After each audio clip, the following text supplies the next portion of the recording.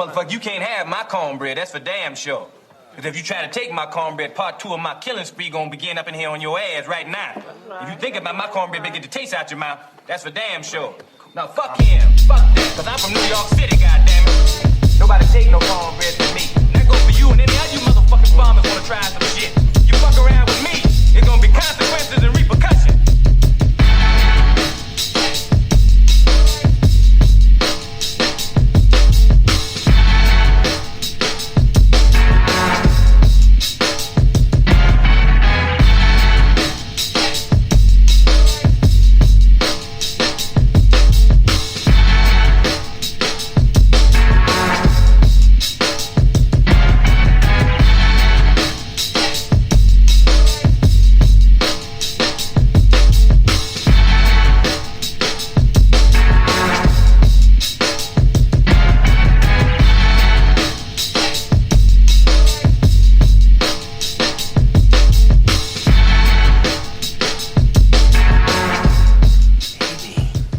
Haters gonna hate.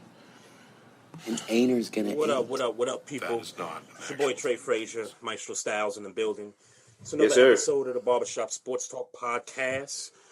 Make sure you guys tune in and follow us on Instagram at Barbershop Sports Talk Podcast. Also on Twitter at Barbershop SPOR2. Shout out to all of our Facebook Live viewers right now. You can check us out there. Continue to follow us on the Facebook page as well. Click the like button. And also on YouTube, shout out to our subscribers. Make sure, if you're not subscribed, make sure you do that. Maestro Styles, Trey Fraser. Hey, man, another week, man. Got some game ones over the weekend. And I'm ready to just get right to it, man. Before you get into it, okay. Yeah, go ahead. I was just going to say before we get into sports, man. Today is the 1 year anniversary of George Floyd's murder. Rest in peace to George Floyd. You are not forgotten. Rest in peace. Yeah, these injustices are not forgotten. I just wanted to shout that out. Rest in peace. No doubt. And before I get to all the game ones and a couple of game twos last night, I just got to say, man, I had to name the title of this episode, We Want That Jacket. I'm sorry. I just have to give a special shout out to Donovan Mitchell for sporting that HBCU red, yellow, black, and green jacket. Shout out to Chicago Playground. They're the creators of that jacket. Oh, thank you for finding that. I just followed them on Instagram, at Chicago Playground. That's their handle right there. I had a chance to actually check out some of their website, and they got some joints on there, man. I mean, how much is the jacket? Joint, $300. Okay, that's what I wanted to get to. How much is the jacket? And that's a good price. That's a good price for it. Yeah, that's a good price. It's just that I don't have it. You know my problem. You know my sins and my burdens. I'm gonna find a way to find that. I'm gonna find a way to find it. I know. Bills are gonna be shorted. But nonetheless, that is a good price for that jacket. So I wanna pay homage to the HBCU jacket that Donovan Mitchell was sporting on the sideline. Shout out to Chicago Playground. Yeah, dope stuff, man. Y'all got to check that website out and follow him on Instagram too at Chicago Playground. This is not a plug. I guess we could. It's not a plug, and that's the second time I said it. But getting to that, speaking of Donovan Mitchell, I guess let's start with that series because I stayed up the entire night watching that game because I was intrigued to see if the Memphis Grizzlies were going to continue this run of just, what they've done from knocking San Antonio out of the play-in to knocking Steph and the Warriors out of the play-in to now actually being into a series with the number one seed. And a couple things for me, not realizing that Donovan Mitchell was a late scratch. They said he was ready to go, but they scratched him late. They scratched him late. So I was intrigued to see, how the Memphis Grizzlies were going to come out against this top seed in the West. And two names, man. Number one, Dylan Brooks is like a dog, man. That dude looked like and I think you said it on Twitter, like the dude, he looked like a killer, like in the face. In the face. In the face. In the face. That is that in the face. That nigga like he even caught a couple bodies. That's a fact. Yeah. But as far as what he did on the floor, 31 points, I believe. Was just an animal from beginning to end of this game. And John Morant, he closed another game like he did against Steph and the Warriors previously. And these young guns, these young cats, they here, bruh. Like these dudes is not scared. They not scared of the moment, man. Yeah, and not to I won't go too far into the other series, but it seems like a lot of the young boys are starting to kind of move out some of the older cats. That seems to be a trend. I saw somebody post that on Twitter. And it seems to be a trend even with Luka, Trey Young, like it's a lot of the young boys that's coming in. Devin Booker. Yeah, it's like we ain't worried about these old niggas. It's our time. Like the NBA definitely, if you didn't know, the NBA is definitely not going to run short on stars when the likes of LeBron and eventually KD, those guys start to retire. We are not going to be short on superstars in the league. This is being handled really well by the young boys. But getting to that series, man, getting to the Grizzlies and the Jazz, it's and kind of keeping in with the theme. And I guess I heard that Donovan Mitchell would be ready for Game 2, but they're going to need all of Donovan Mitchell because if Dylan Brooks continues on this pace, I don't know if the Jazz can. I don't know if they can beat them. I don't know if there's and I get Utah's a good team, but you know where I'm at. It's the same conversation with me every single playoffs. Every year we talk about the NBA playoffs on this podcast. It's like where the dogs at? Shout out to DMX, rest in peace.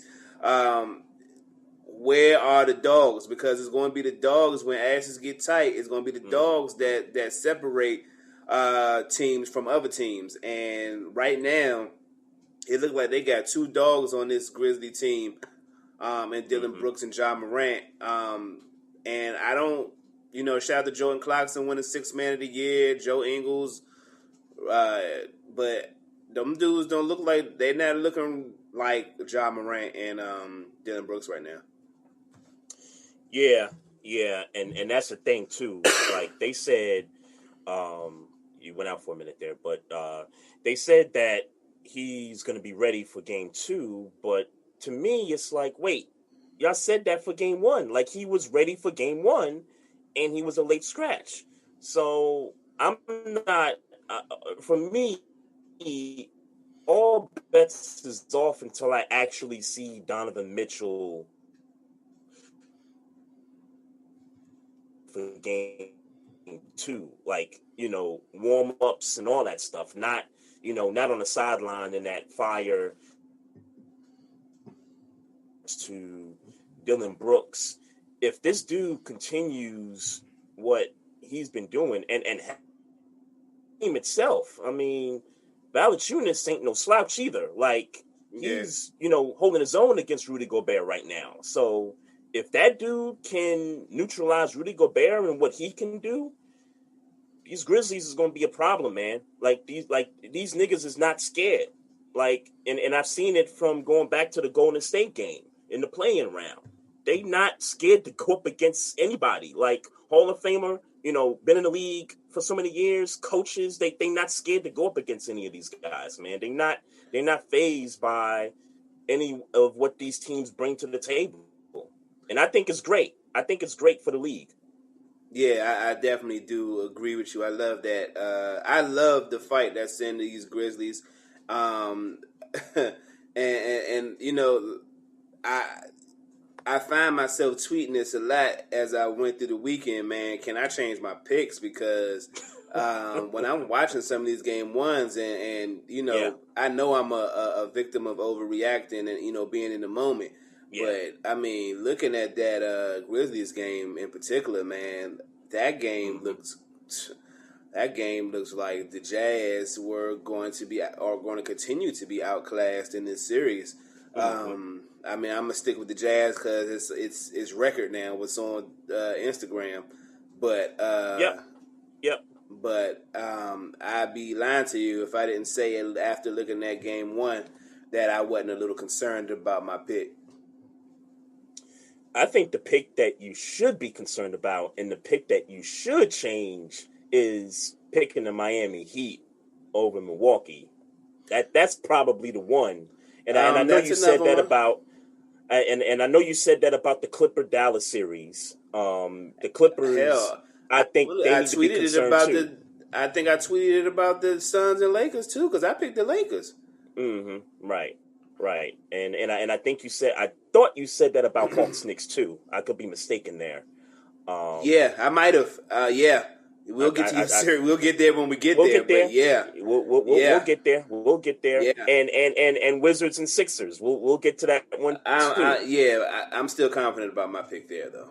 But okay. All right. No, that's cool. That's cool. Yeah, I kind of came away with all the game ones just kind of saying the losers of these game ones really shouldn't overreact. None of the losers had anything to be worried about. Not even the Boston Celtics, who was giving the Brooklyn Nets all the run that they could give them in that first half in game one. And then, of course, it's KD, Kyrie, James Harden. When those guys are clicking on all cylinders, it's just tough to beat that team. So, and what's crazy is that series. They didn't even start clicking until late in the game. So for me, that pick is sound. That is the one. That is one of the picks right now that I am sound, and that should be the pick. That should be the pick. That should be sound because I got swept. I don't know about you. Well, I gave Boston one game. Yeah, I gave Boston one game. You gave them a game. Yeah, I gave them a game. I think they'll get mad in game 3 or 4 and slip one out, but at home. But that looks sound. They look outclassed. And look, man, there's only so much Jason Tatum can do. This series is not a situation where I look at Jason Tatum and be like, come on, man, you could have. There's nothing you could do with Kevin Durant, Kyrie, and James Harden performing the way they performed in game one. There's just really nothing you could do with that. And your man, Jaylen Brown out, so you don't even got your mans with you. On the defensive end, even Marcus, who Marcus Smart is at this stage of his career. It's not really much more he can give you offensively to trying to combat what they do offensively. I give him credit. I give Marcus Smart credit for that first half. Like, not only was he defending, but I mean, he was getting a little bit of offense in there. I mean, he could do only but so much. At that point, it's like, okay, Jason Tatum's got to carry the whole team now because Marcus Smart's giving you all that he can. Kemba Walker has given you all that he can. And at that point, it's the Jason Tatum show. And you're basically saying it's 3-on-1 at that point because nobody is sticking Harden and Kyrie and KD. Nobody's doing that on the Celtics right now. So, and nobody's scoring with them. Because let's be clear, it was for me in that series, it was never about the Celtics maybe slowing all 3 of those players down. You're not going to slow all 3 of those players down. Sure. There is not a defense that's going to slow all 3 of those players down. Not at the same time. Not at the same time. It's just not going to happen. If anything, you just got to pray that one of them is off, like having an off day. And it's just not. It just don't seem like it's going to happen. It just don't seem like it's going to happen. I hate to be the bearer of bad news so early, but if anybody, Celtics fans included, if anybody thought that there was a chance that y'all was going to get out of this series, the victor, you are sadly mistaken. Like I said, enjoy your win in game 3 or 4 for me, but after that, it's smooth sailing for the Nets, in my opinion. Yeah, that's a wrap, bro. I got him getting swept, bro. I just don't see of I all the wouldn't be series, surprised. right? Of all the series, like this is the one that's like hands down looks like a sweep, Yeah. And you got to think about this too with the Boston Celtics because all year long they've just been up and down, and you just wonder, especially after they come out of Game 2 tonight, how the rest of that roster is going to feel going back to Boston and saying, okay, do we really have a shot? Like, we've been playing in the bubble last year. We made it to the conference finals. We barely got rest. Like, we had to start the season back up, almost maybe a month and a half to 2 months later, not really going through a real off season. Like, don't be surprised if players, and it's really not just the Celtics, it's for other teams that were in the bubble in the playoffs. Like, don't be surprised if players kind of mentally check out if they're down a big hole in a series. So, well, let's be clear. I have no belief that they are going to clock out. The Boston Celtics, they're not going to clock out. They're going to get beat. They're not going to clock out. I don't think that. And if a player on a Brad Stevens coach team, if we laud him the way that we laud him, even though he's had a down year this year, then they should not be playing for the Celtics. The Celtics ain't the team for people to be feeling like they should hang their hat. And I don't like the Celtics or Boston for that matter as a sports team. But but I doubt very seriously that Brad Stevens won't have them coached up to play. They just won't be good enough to win. Mm-hmm. No, I agree with that. That seat got to be hot for Brad Stevens, though, going into next year, right? I can't imagine so. I can't imagine so. If you're gonna say they should have been seated higher, I mean, depends on how you feel about the New York Knicks. If you're saying that if they get swept in this series, I can't really they weren't working on all cylinders with Jaylen Brown out, who was a big piece to their team, and it's the Brooklyn Nets with James. I can't really say that if we're basing it on just this season. Yeah, not yet. It's too early for him to be on the hot seat for that. Mm-hmm. Okay. Well, I think I look at it this way, and I do think slightly that his seat should be hot a little bit. They've been in the conference finals, 3 of the last 4 seasons, and really haven't gotten over the hump. And I understand that, half of that is because, you go up against LeBron and, it's like, hey, what are you going to do? But I think just kind of based off of that, and just kind of being in kind of no man's land, because, you get to the conference finals 3 of the last 4 years, those expectations have got to be a little bit higher than that. And, I mean, oddly enough, I don't think we've ever. Maybe that happens in Boston Celtics radio, local radio. But honest enough, nationwide, I don't think anybody has championship expectations for the Celtics since Brad Stevens has been there. I don't think anybody has had realistic finals expectations for them. So I mean, I really think he's just doing what outside of that office and that locker room, obviously. But I don't think there's no nationwide Celtics got to win this year type of thing. I mean, Jason Tatum is, for as good as a player he is, I don't know that he's even crossed that threshold from star to superstar yet for those real expectations to come. So, I think Brad Stevens is fine. I don't think his coach is in jeopardy at all. His job is in jeopardy at all. Okay. Yeah, we'll see. We'll definitely see about that. Just want to get to the Facebook Live chat here a little bit. Shout out to Kevin Bunting. That's Big Kev 303. Shout out to my wife in the chat. Appreciate you. Appreciate the support. Jordan Rosario. Appreciate you, man. Got Keisty up here in the building also. Let me read a comment here from Jordan Rosario. He says that playoff fatigue will really affect any team. With barely any rest, that wear and tear will really show. Then he's got Nuggets to the second round, and we'll get to the Nuggets. Matter of fact, we could just get to the Nuggets right this second here. Oh man, oh man. Hey, I ain't gonna front, my G. You and I were on the same page, and just for listeners out there, we didn't check with each other in terms of what our predictions were. We just kind of posted our predictions on social media right before the playoffs started. And you and I were on the same page when it came to this particular series. Portland, for me, wins this series in 6 games. I don't remember how many games you had them. I don't remember. I think I had them in 7. I want maybe 6 because when I bust down the knives, let me just check and be sure what I said. But I don't believe the Nuggets without Jamal Murray in the playoffs. I'm just gonna keep it a buck. I got Portland in 7, but I'm ready to bust that down to 6 because I do not believe this team in the playoffs without a dominant guard or a dominant wingman. I don't believe it.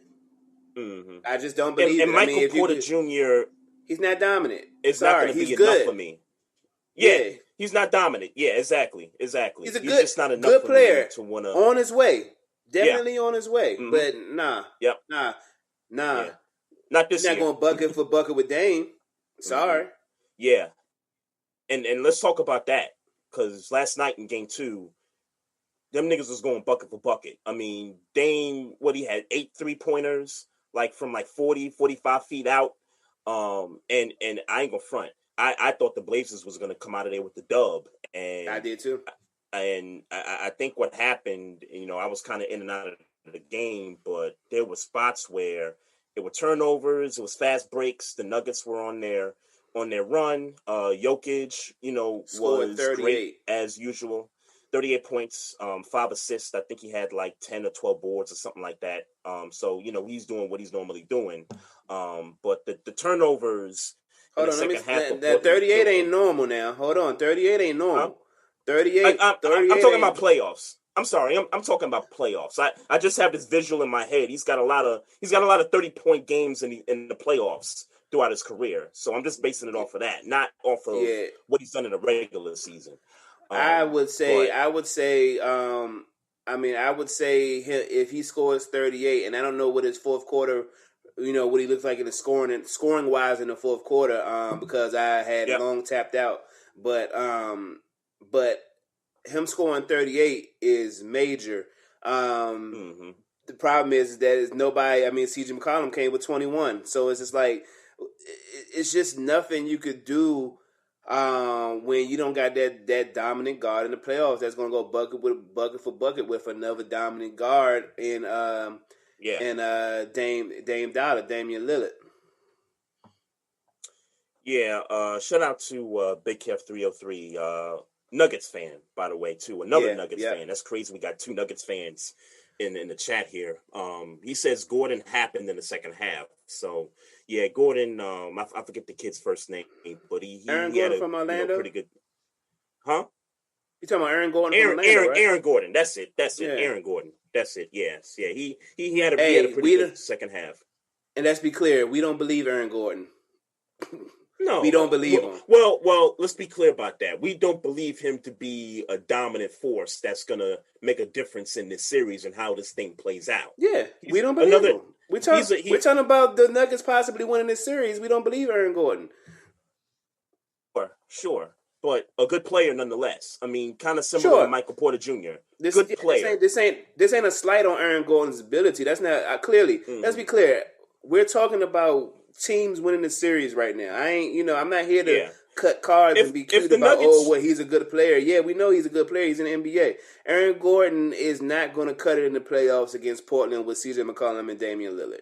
No, of course not. And he's not even the third option. I don't think on the team. Who? Aaron Gordon's not the third option on this team right now. I would say he's the third option on this team right now. You think so? So Jokic, Michael Porter, and Aaron Gordon. Okay. I'm thinking about homie off the bench. I think Gary Harris. I think I'm thinking about him, but he's not a bigger scoring option than Aaron Gordon. I gotta see what their numbers are, but in that event, the way the Nuggets win this series, Portland just has to be just off there. Either two things. They got to shoot themselves in the damn foot to lose this series, period.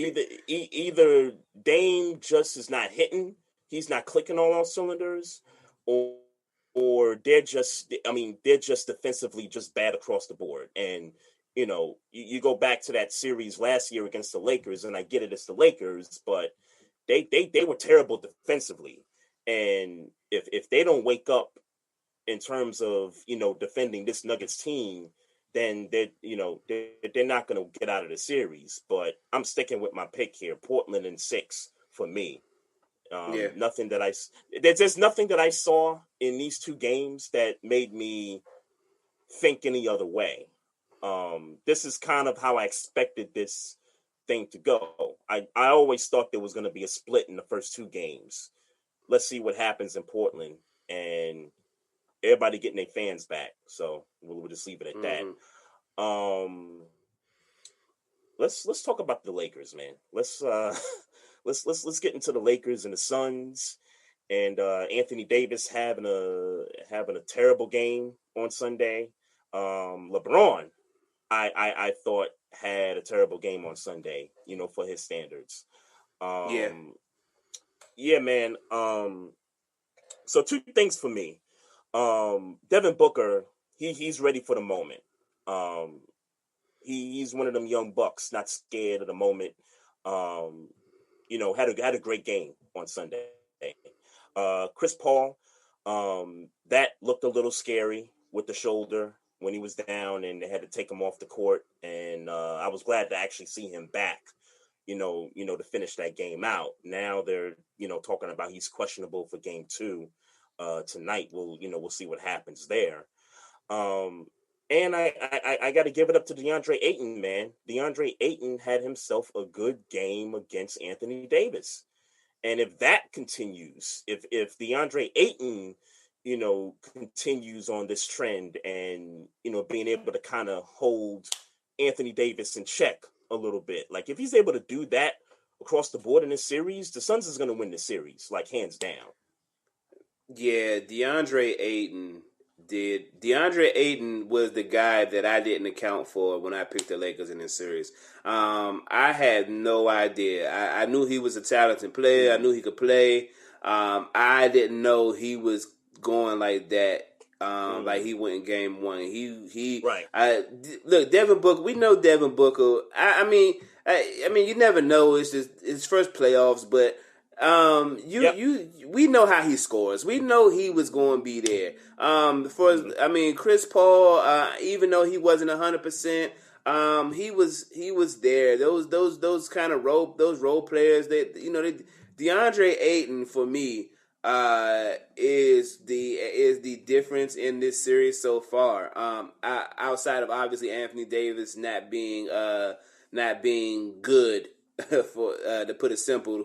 He wasn't good in game 1. I can't. Yeah, right. But I will say this: I can't imagine that they will be this bad for the rest of the series. So I'm going to stick to my pick for the Lakers. But if they're going to look like this the entire series, then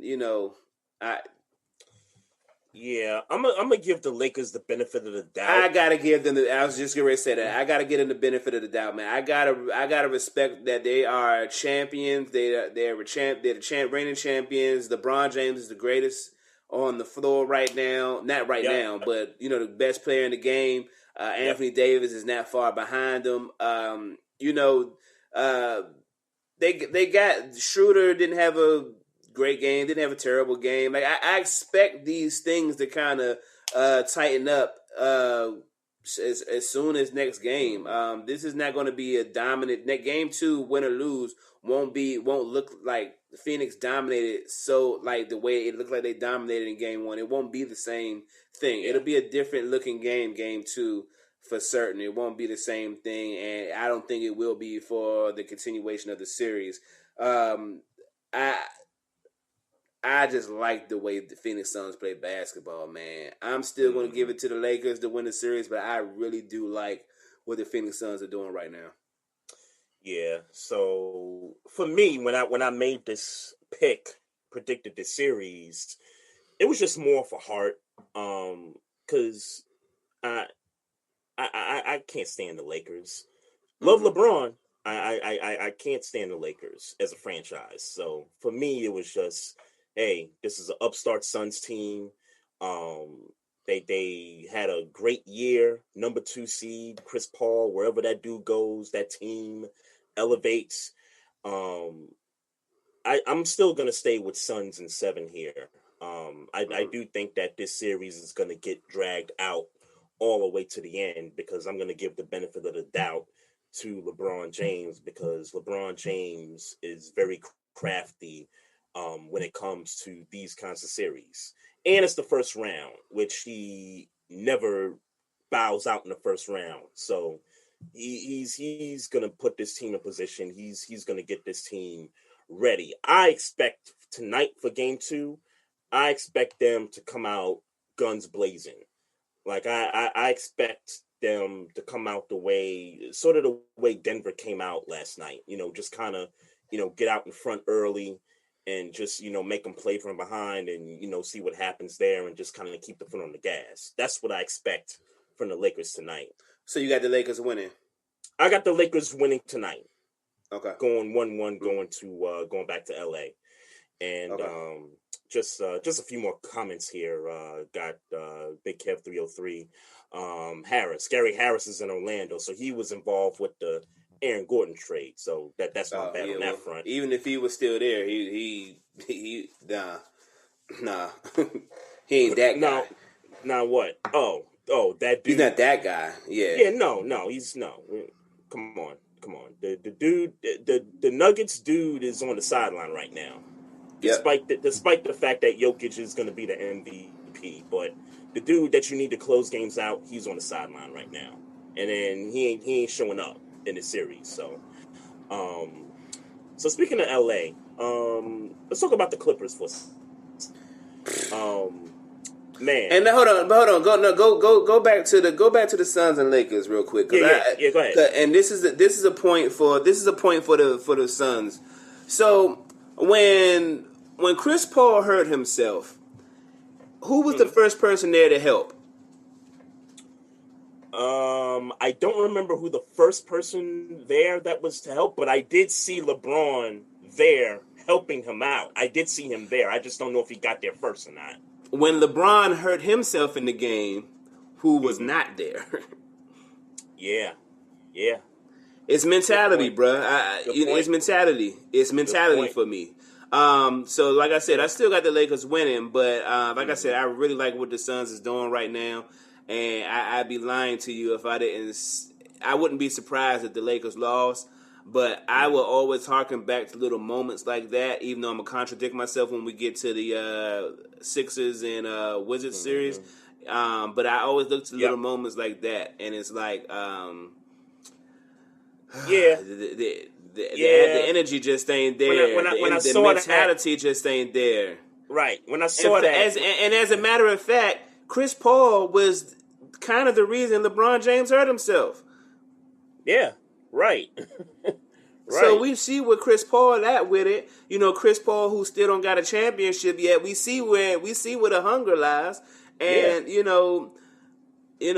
But all that to be said, I still got the Lakers winning. So yeah, and despite LeBron being one of the greatest, or still top 2, top 3 player in this league, it's just about the mentality. It's just about, and we've said this in the past about LeBron, like the killer instinct, the being cerebral on the court and things like that. Like we've talked about those things where it's like, dude, like this is a competition right now. Like I know we buddies off the court, but nah, like I don't need you helping me right now. Like, and I ain't helping your ass either. Right.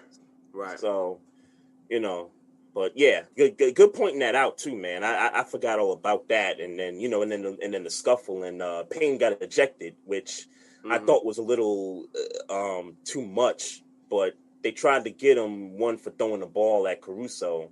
No, and I mean then, that was warranted. I mean, that was warranted. I mean, he got 2 fouls in one play. I mean, he got the foul for getting into it with whoever the Lakers player was, and then after it was broken all up, he threw the ball at him. He threw the ball at Caruso. That's 2 separate fouls. So I mean, Okay. I ain't had no problem with that. Where he shoved it looked like a little like he elbow shoved shove. them or something in the beginning, and then after they were kind of separated. Well, after Caruso approached him about it, he then threw the ball at him a second. I mean, that's 2 fouls. I get that. I ain't have a problem with that. Right. I kind of even. I mean, I like the chippiness. Let me say that. Yeah. That's what's up. But at first I thought it was excessive, but now that you say that, I forgot about the elbow shove there, and I guess they had to throw him out. But when that happened, I thought that was sort of going to be like a turning point in the game. At that point, I don't remember what the lead was that the Suns had, but even with Chris Paul going down, you just felt like, or at least for me, it felt like there was going to be a certain momentum change with one of those two things going down. But that momentum never seemed to change. That momentum never seemed to change. It never did. It never did after those 2 incidents, and it never did. Oh, I mean, like really throughout the game, even in spots where the Lakers might have been in the lead, it never felt like the Suns didn't have this game under control. Right. But yeah, I'm trying to think if the Lakers ever had the lead. I don't think they ever had the lead in the game. I feel like they did have it. I think they had a small lead in the third quarter sometime. If it was like early on. It had to be like early on in the game, though. Maybe, but I feel like they did.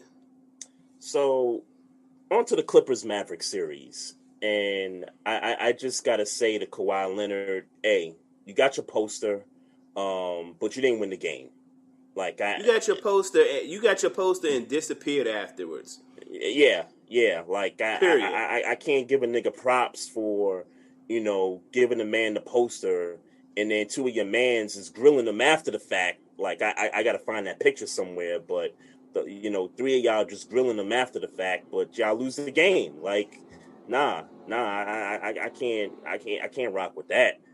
Look, bruh, I don't know who you picked. No, I know who you picked. I don't know how many games you had. I know who I picked. I want to take it back. I ain't gonna lie to you. I want to take it back. Here's what I was thinking about when I picked the Clippers and to win that series. We had this discussion last week about the same discussion that we had last week about Miami and Milwaukee, where you was like, Milwaukee ain't gonna go for that this year like they went for it last year. That was my thinking with the Clippers. Even though the Clippers won that series, there was a lot of discussion about, had Porzingis been there, that they wouldn't have won that series. And I'm thinking that the Clippers kind of took that away, we them. We the Clippers, we squad, we got the squad with us, we doing all these things. So I'm thinking they taking this real personal, all right, we about to give them the business, and hey man, they don't have an answer for Luka Doncic. They don't got an answer for Baby Bird, Slim. It's just no way around. They do not have the answer for Baby Bird, and I want to change my pick, but because I feel like that pick is going to be wrong. I don't think the Clippers are going pending injury. I don't think that's going. I think the Mavericks are going to get out of that series victorious. Yeah. So for me, I peeped game with the Mavericks, before the series started. And even despite the fact that they got Rondo, who, he shows up in the playoffs, despite the fact that they got Serge Ibaka in the lineup and all that, I just looked at the Mavericks and I said, hey, this team, and I don't want to say they dominated the Clippers, but this team held their own against them last year in the bubble. And had Porzingis not been ejected out of that one game and hadn't missed the rest of that series, we're talking a completely different story here. So in my head, the Clippers should win the series, but for me, it's like nah. Luka's a dog. Like he showed it in the bubble last year. Like this dude is not playing with y'all. Like he's not playing with these Clippers, man. And I got to bring up this name too, man. Jalen Brunson is a pretty good sidekick. I don't know if he's a number 2 option, but he's definitely helping Luka Doncic right now. Kind of the same way Tim Hardaway Jr. He's had a pretty good game. Porzingis is in there, and you got a few other guys there. This Mavericks team, they not playing with the Clippers this year. Like they got away with one last year, but this year, like Luka, he smells blood, man, and he's out to get it, bro. If the Clippers lose this series, what of this team, bro? Because let's be real. They put this team together. They put PG and Kawhi and put this team together. Kawhi needs to be called to the table. Let's be real. He put this team together. Kawhi needs to be called to the table, bro. Because this ain't Toronto's Kawhi. Like this. I mean, we've been talking about Clippers versus Lakers in the conference finals for 2 years now. But this is a better roster than the Raptors, though. Let's be real. Like the combination on paper, you would think. Right.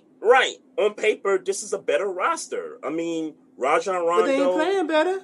They not. Yeah, they're not. They're not playing better. I mean, we talked about it the year that they won the chip in Toronto. You said it. Hey, Kawhi need help. He don't need help in LA. He got it. He got it. So I don't know, bro. I do know this. I wonder is Kawhi Leonard suffering from being lazy from success? He got that chip. He got that chip 2 years ago, and he got the big New Balance deal, and he going to LA, and all these things, and he said he's taking over LA, man. Yeah, he's being regarded as top 2, top 3 in the league at the time. And I wonder if he's just what's the term, resting on his laurels, if he's just chilling. Because I mean, I'm sure that Kawhi Leonard from the Toronto Raptors, looking at Luka Doncic doing what he's doing, ain't having it. Like, yo, put me on Luka Doncic and let's stop playing these games. Yeah. Put me on Luka Doncic and let's stop playing these games because Paul George can't get it done. Pat Beverly, small ass, can't get it done. Rajon Rondo can't get it done. There's nobody on that team that can get it done against Luka Doncic defensively. And here you are, the Claw, which I'm pretty sure is supposed to be a defensive nickname. And you're not taking that responsibility to lock down Luka Doncic. At least he hasn't yet. And in the fourth quarter, you dunk on Slim and you disappear. And the thing that we've said about this Clippers team as it was being put together last year, we looked at the roster and said, yo, look how many defenders these dudes got. Like look at Pat Beverly. He can, he's a good defender. Paul George is a good defender. Two-way players. Like they got two two-way players on the roster plus Patrick Beverly. They got Montrezl Harrell. Like he can play defense. Like we raved about. Yeah. I mean, I'm talking about last year. Yeah, when he was there. Yeah, right. When he was there. We raved about this team on a defensive front. Like, yo, like this team is scary. Now that they in the series and they got a dude that they can't stop. Like Paul George has tried it. Pat Beverly tried. No one seems successful at stopping this cat. And I don't know if Kawhi is.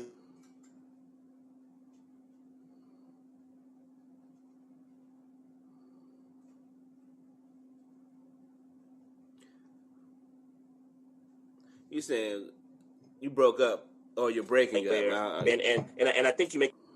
Oh, my bad. Okay, no, I'm sure. Good? Yeah, I can hear you now. I can hear you now. Okay. I missed a lot of what you were saying. No, I was saying that we raved about this team having a bunch of defenders, a couple of two-way players, last year's roster before they, let go of Montrezl Harrell. And now you're in a series with the Mavericks, and none of these guys who we call elite defenders can stop this guy or at least contain him. And I don't know who we call them the lead defenders besides Patrick Beverly, but Patrick Beverly shouldn't be guarding Luka Doncic. I agree with that. This play keeps you see it all over Instagram where he takes Patrick Beverly to the rack and he yelling at Patrick Beverly, "You too fucking small." Yeah, he yelling at him. Yeah. He's yelling at Patrick Beverly at this point. Patrick Beverly can't even be. He can't even. You got this foreign. You got this foreign dude yelling at this black man, and Patrick Beverly can't do nothing but eat it because he is too fucking small to be guarding Luka Doncic. Yeah.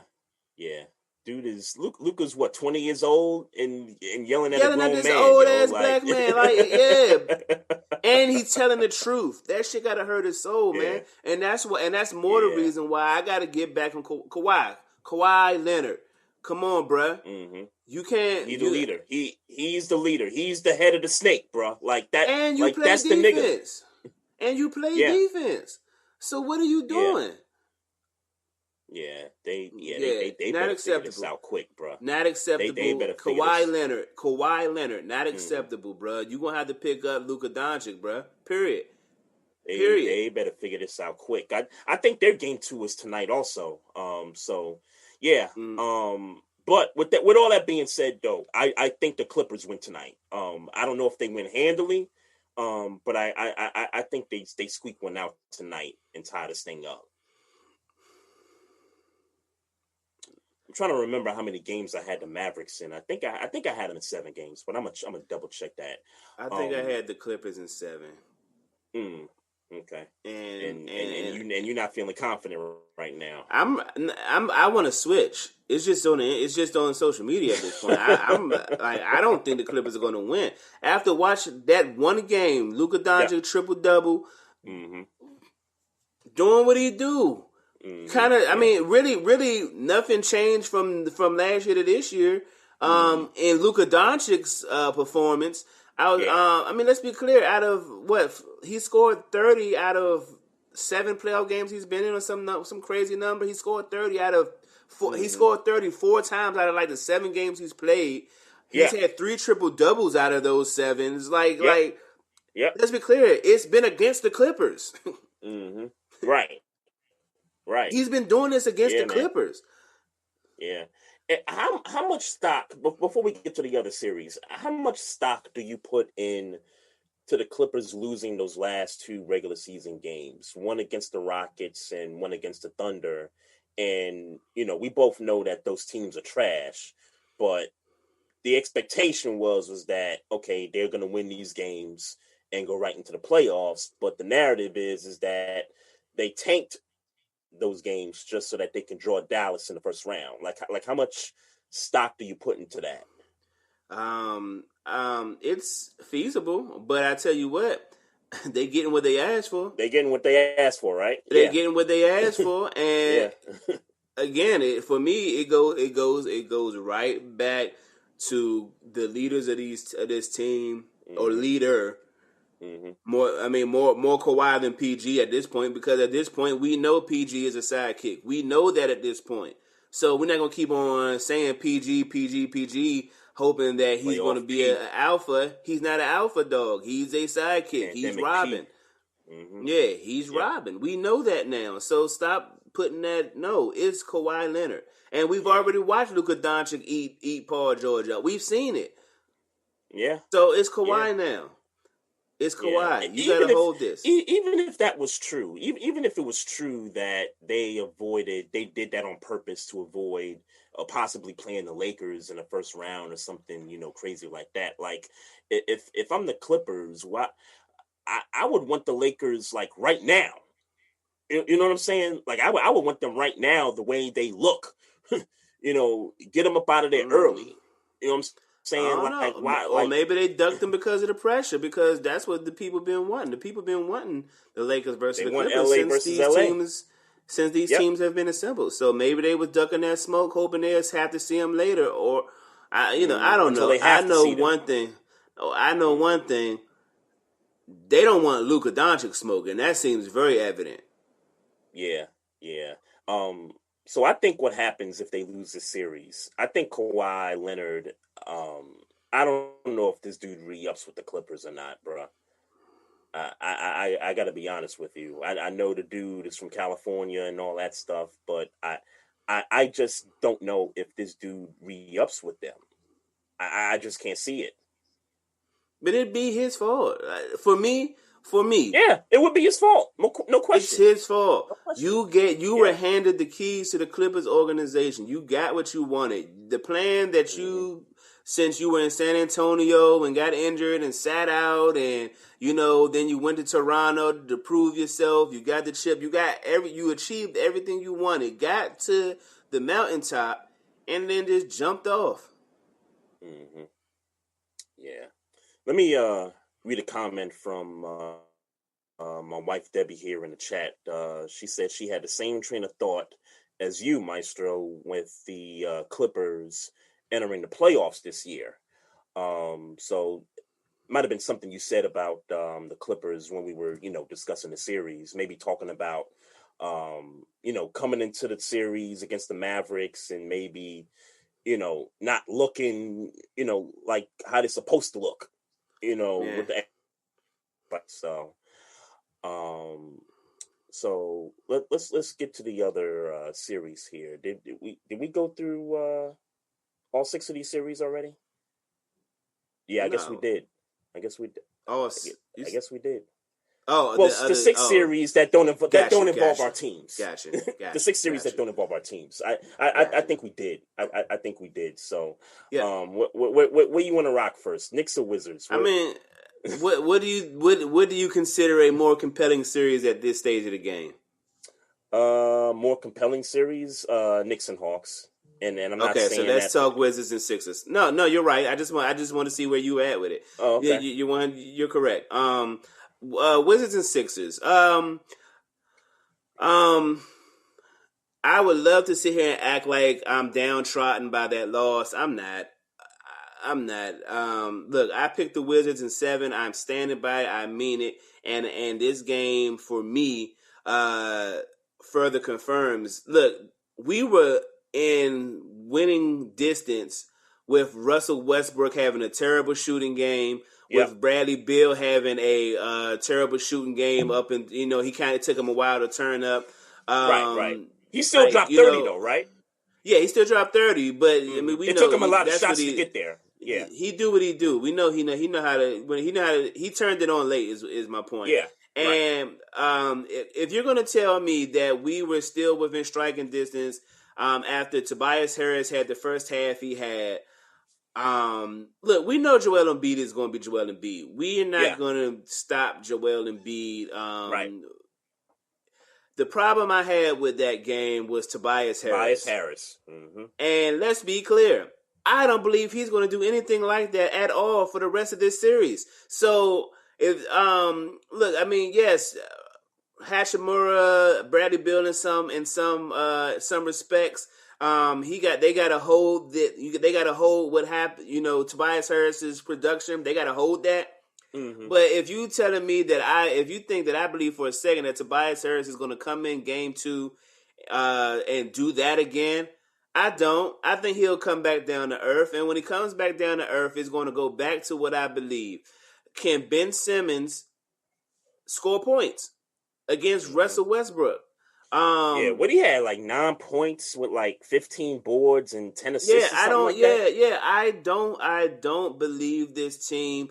Seth Curry had a good shooting game. They had their role players did their job with obviously with Tobias Harris overachieving, but that's what he did. He overachieved.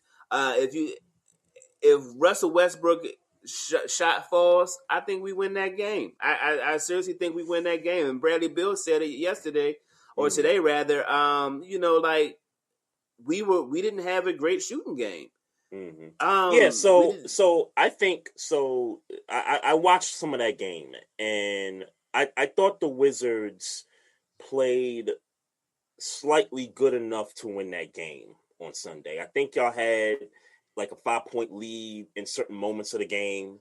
I thought there were moments where the Sixers were, like they were just begging the Wizards to kind of, take control of the game, open it up. Yeah. open the game up. I thought there were moments where they were just begging for that.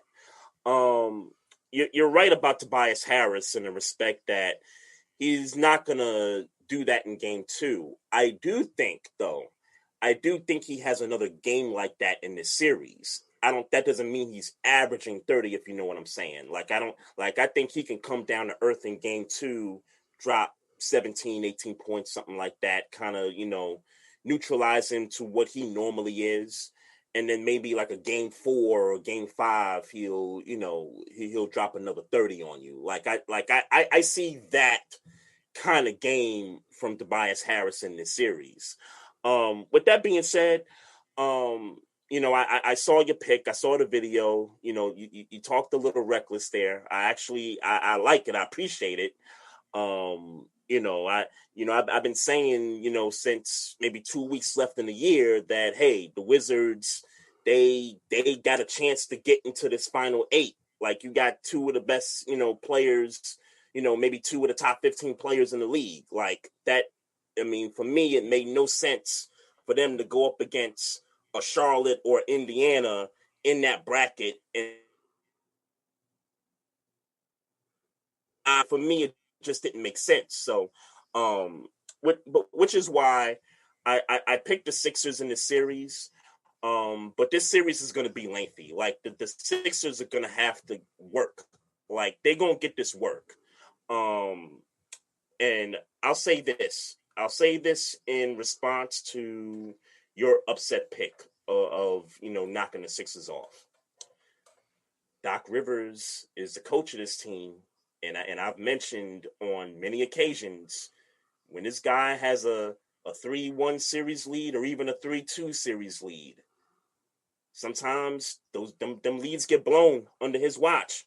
And I say that respectfully because I think Doc is a great coach. I think he's great. But that resume of blowing 3-1 leads and 3-2 leads, it's there. It's there. Mm-hmm. So I will say that in response to your upset pick. But I thought that was a good game 1 that you guys had. Yeah, I came think up short there. We just came up short, and like I said, we weren't clicking on all cylinders. I don't think that's going to continue from Russell Westbrook or Bradley Beal for that matter. I think Joel Embiid it. He did his thing, particularly in the fourth quarter when he started getting in the post and hitting them short jumpers, fadeaways, those types of. When those started falling in the fourth quarter, I'm like, all right, bet, cool. But I don't believe that in the fourth quarter if Bradley Beal is answering. I don't believe that if Bradley Beal is coming back with that in the fourth quarter. It's that whole it's a guards league thing. I don't believe that he's going to be able to maintain that if Bradley Beal is clicking in the fourth quarter. And I don't think, I think we'll be good enough to hold the rest of the team at bay, and we'll be fine. I am confident that we're winning in 7. Wizards in 7. And if y'all can so happen to maybe pull y'all series off, then we'll have something to talk about next round with both of our teams being in the second round of the playoffs. Yes, sir. Yes, sir. But with that being said, yes, sir. Yes, sir. Oh, yes, sir. Man, it's amazing. It's amazing. It's amazing how much attention the Knicks get, man. No playoffs for the last 7-8 years. We get in the joint. Garden is packed. People yelling the FU chants to Trey Young and starting that up, and Spike Lee going crazy on the sideline and all that stuff, man. Look, man. I watched the game. We came out flat. I'm gonna just be, real blunt about it. We came out flat. Julius Randle had a terrible, awful game. He had an awful game one. Whatever that was, he needs to come out of that. And I feel Spike Lee confident shouldn't have that, said nothing to him pregame. That's what I think. To who? Trey Young or to Julius Randle? To Julius Randle. Oh, okay. I didn't see that. I think Spike Lee made Julius Randle nervous. That's what I think. Well, I saw Spike talking to Trey Young on the sideline a little bit there.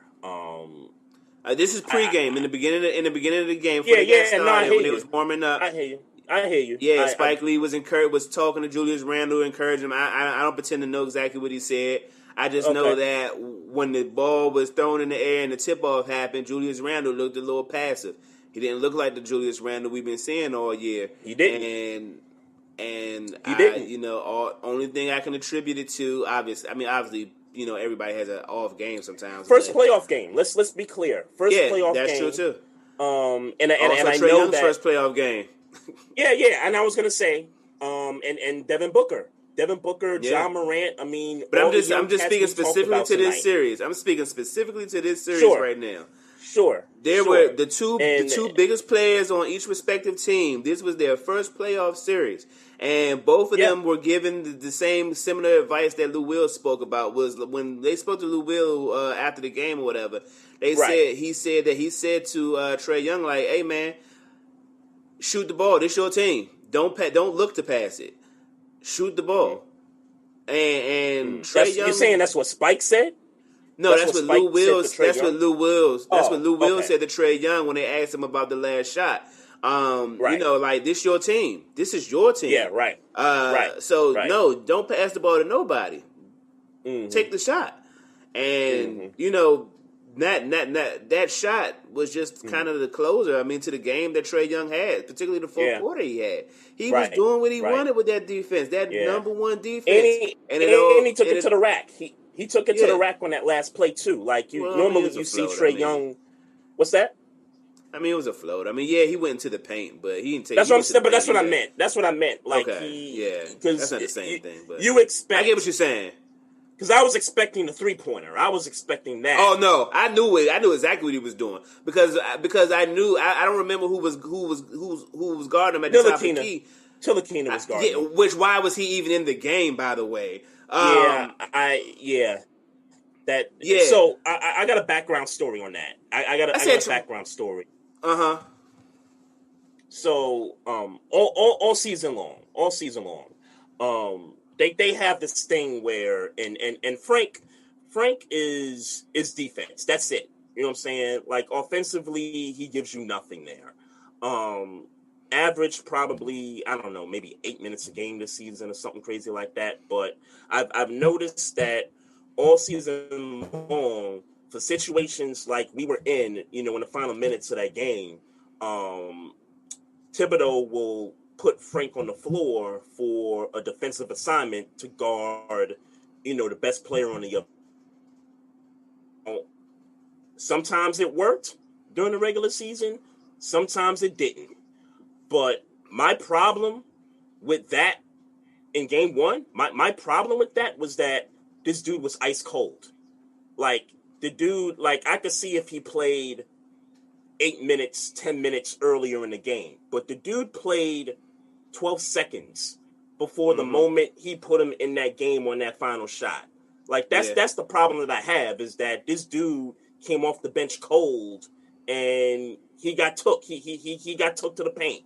He got beat. So I got a problem with that. And Thibodeau knows he messed up there. He's got to change a strategy on that when it comes to who's going to defend Trey Young in those situations. Why not put a 6'7" wingman out on the Reggie Bullock. Like, I would put Reggie Bullock on him. I would put Alec Burke on him. I wouldn't put Rose on him because Rose is not what he once was defensively. Yeah, he's not what he once is. But Ice Trey is man. He ain't come to play with y'all, man. He didn't come to play with y'all. He's the best player on the Hawks, so he did what he had to do. I feel confident. Despite all the things that happened, Julius Randle having a bad game, I feel confident. Tom Thibodeau, questionable coaching moves. Putting Frank in, the final, seconds of that game. I feel confident. Obi Toppin should get more minutes. Because I noticed when he was out there, he gave the team a good energy. Like he came out there, he had the dunk, he had the 3-pointer. He only played like 10 minutes in the game, and it felt like, okay, this dude, he's not scared. Like Obi Toppin's not scared to do what he does best. And I'm not saying that like he's the guy. That's not what I'm saying. I'm just saying go out there, play your role, and he did that. But he needs to get more minutes. RJ Barrett, it took a little bit of time for him to, get into the flow of the game, but the dunk he had, I thought that was a momentum changer, into the game there. He's got to be better. Derrick Rose, I thought Derrick Rose did what, this version of Derrick Rose does, like 17 points. He was good. He was good. He tied the game. He tied the game right before Trey Young, hit the final shot there. So I am 100% confident that we're gonna win Game 2 tomorrow night. We're gonna win Game 2, and we're gonna go to Madison Square Garden South for Game 3 and 4 because that's exactly what that arena is going to be. And I've been there. I've watched the Knicks play in Atlanta, and I can tell you from experience, it's going to be 50. It's going to be 50% Knicks fans up in that joint. I mean, it's not like people go out to Atlanta basketball games like that anyway, though. Like their attendance has never been great anyway. So it don't matter the team, right? It doesn't matter the team. Like if the Celtics played the Hawks, you're gonna see 50% Celtics fans in there. It's always been like that. So you're right. You're right in that regard, but I think you're right in this because that really Atlanta Hawks fans don't really show out for games like that. Just from what I hear.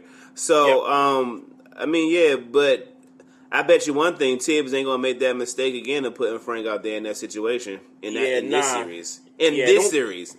If he do it again in another series, that's fine. But if Trey Young gonna be at the top of the key, Frank is not gonna be there. Yeah, it can't. But it can't be him if you just bringing him off the bench ice cold. Like you can't. I don't think it's gonna be him again. Well, I think it is. I think it is, but he's gotta play. He's gotta play in the game. Like Ntilikina's gotta get 10 minutes in the game.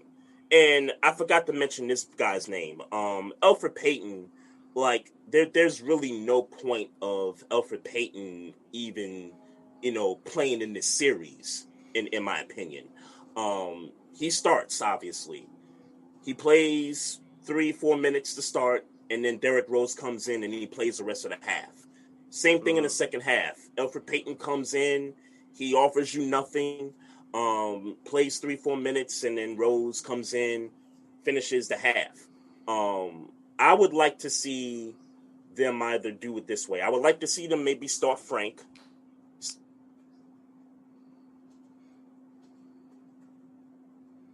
What you're doing with Elfrid Payton, and just make him get into the rhythm and the flow of the game for the first. But why not just start Derrick Rose?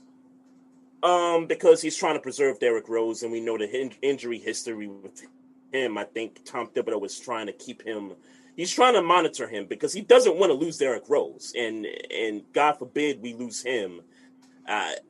We're in a world of trouble if he goes down in this series. But if he's playing starter, but ideally he's playing starter minutes anyway.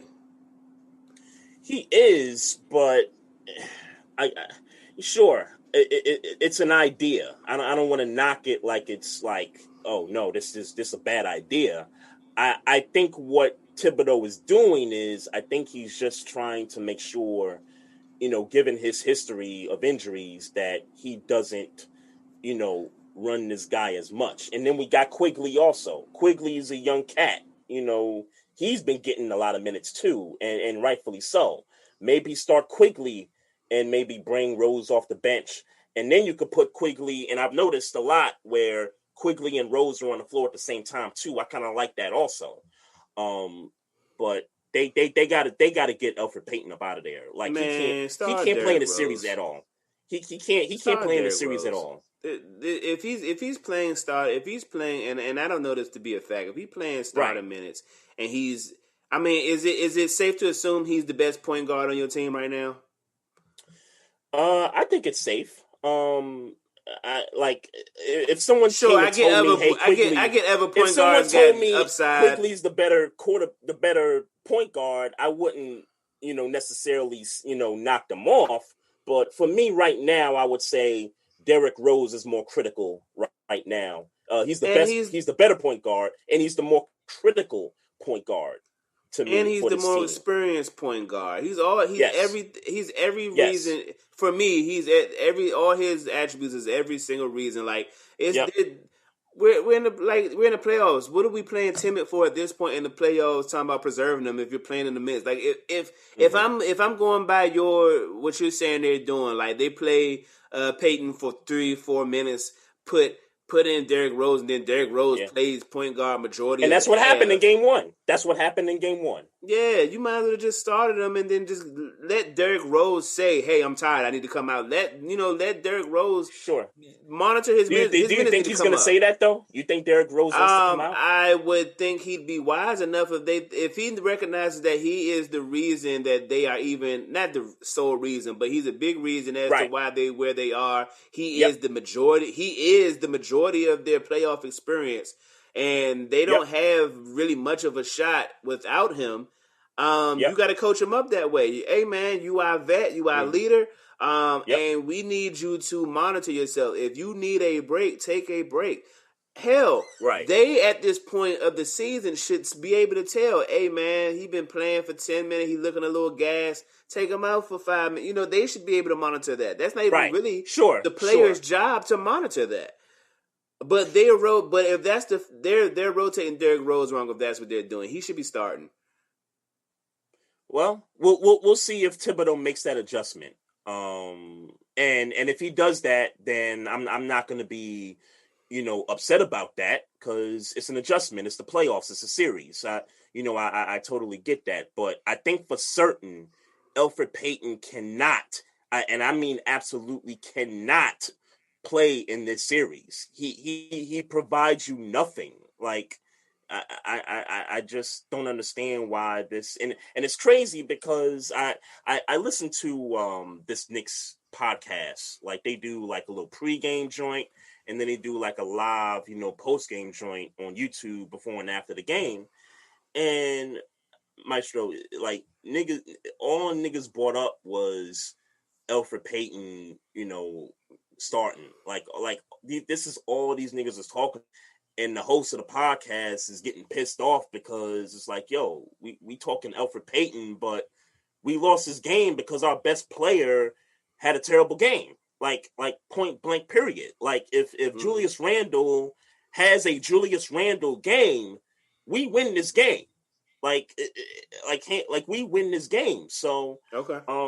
So I think we win game 2. I'm confident this is gonna be a series. That's why I got this thing going a distance, because I respect what the Hawks have, and I know we've been dissecting the Knicks in the last 10 minutes, but as far as the Hawks is concerned, look at the shooters they got, man. Kevin Huerter, Gallinari, Gallinari didn't have a good game yesterday, but he could shoot. What's the other cat? Bogdanovich, the other white boy brother from Utah. They got some shooters. They got some legitimate guys, and Clint Capella, he's not a slouch. So, I knew what we was in for. That's why I predicted this thing to go to distance. But this is the team that it sounds like Knicks fans wanted. This is the team that Knicks fans felt like, you know what, we got a good matchup against this team. This is who y'all wanted. Out of Miami, Milwaukee, Atlanta, yes. Of those 3, we wanted the Hawks. Yes. Yeah. So you And got I stand by that. You asked for. And yeah. Okay. Yeah. Okay. I stand by it because, quite frankly, if we're talking matchups, we don't match up with the Milwaukee Bucks. Man, we can run out the gym, bro. Like we don't match up with them very well. And as far as the Heat goes, and I get the Heat are slumming right now, but I mean we struggled to beat the Heat this year. I mean 3 tries and all these games were close, and we lost all 3 close games to the Heat. That's who we didn't talk about: the Heat and the Milwaukee Bucks. Okay, I thought we kind of got into it a little bit, but okay. I don't recall We can get speaking into about that. that series at all. Okay, because I thought we mentioned that the Heat are going back to Miami. They're down 2-0. Like that was, I thought you said that was a series that you wanted to change your pick on, but Yeah, we can get into it. We can get into it. Okay, well, trust me, it ain't long. It ain't long. Jimmy Butler got to step up. Period. Yeah, It's going to be a short series if he don't. Yep. Yeah, he's having a terrible series right now. He's having a terrible his first 2 series. games. Yep. And the fact that he only shot 10 times the other day is terrible. Yeah, and I think Bam's got to step up a little bit too. I know he had a terrible game in game 1.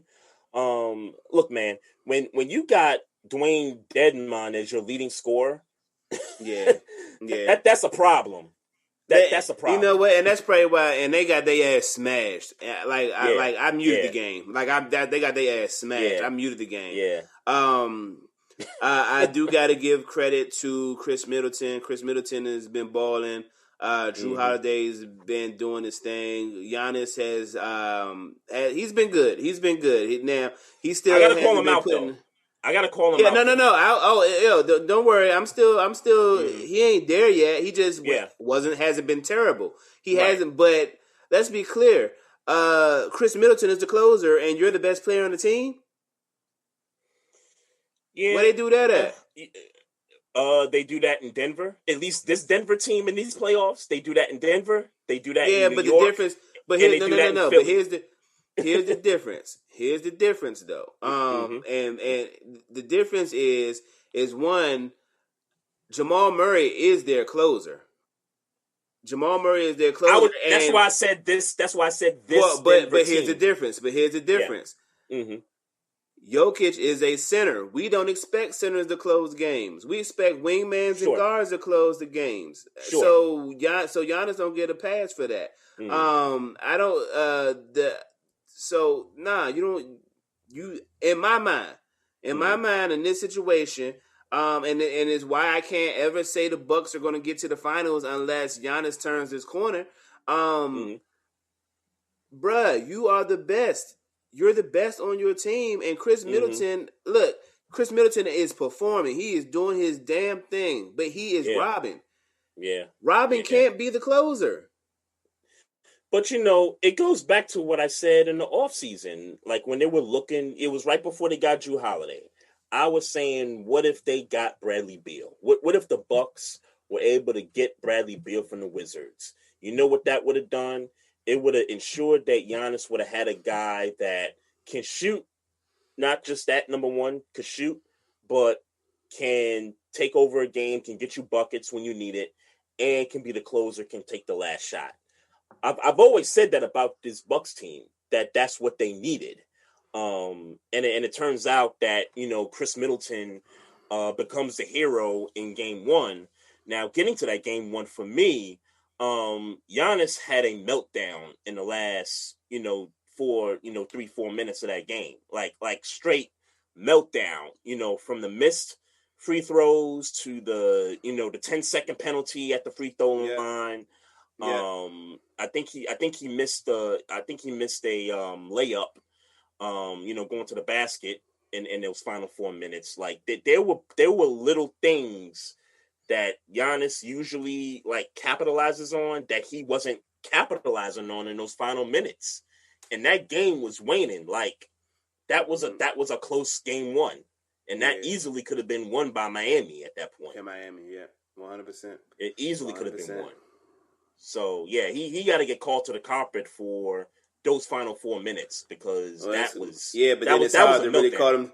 But then it's hard to really do that when they blow them out in game 2. So I mean, Of course, yeah, they so, did their thing, man. Every yeah, time I turned to the TV, another 3-ball was going in.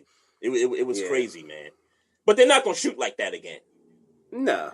They're not gonna shoot like that again. No. I think their offense will be more like if they I don't even score know who that that much, dude it'll be was. Who because was that dude? Who was that dude that went crazy yesterday?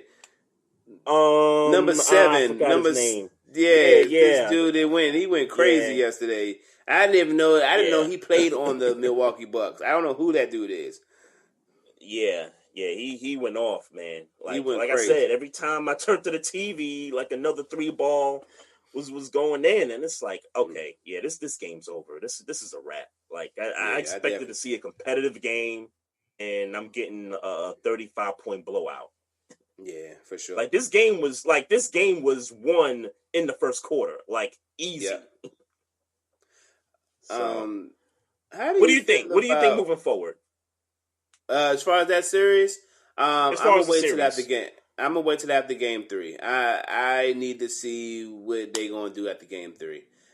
Mm-hmm. I need to see what they look like after game 3. Because what I noticed at the end of the fourth, near the end of the game, they started getting a little chippy. They started hitting Giannis a little bit. Like there was a play where they fell on him and Fraser, then right? he got up and kind of pushed off on him. Like they was trying to bully him a little bit. And I feel like they want to take that mentality and kind of take that into Miami. So I really want to see if they take that attitude in Miami and how they play. Now, if Milwaukee wins game 3, they're getting swept. Miami's getting swept. I want to be clear about that. If Miami loses game 3, Milwaukee's going to sweep them. That's how I feel about it. I feel like they are going to throw their haymaker, and Miami's going to throw their haymakers in game 3. If Milwaukee can survive that, Miami's not going to have anything left. Yeah, I can't say I disagree. I would like to think that if they go up 3-0, that the Heat is gonna like throw everything at throw the kitchen sink at them in game 4. Doesn't necessarily mean they're gonna win it. But yeah, I think the Heat are gonna win. I think they win game 3. I'll make a prediction right now. I think the Heat win. I hope so, 3. but I will say this. Even though I won't give super credit to Giannis for exercising the Miami Demons, I would probably give more credit to Chris Middleton for it. I would give credit to Milwaukee for exercising the Miami Demons if they sweep Miami this series. Yeah, I would give it credit to the team. I wouldn't give it to Giannis. This would. You're right. This wouldn't be a Giannis thing though, and that would be my. Even though I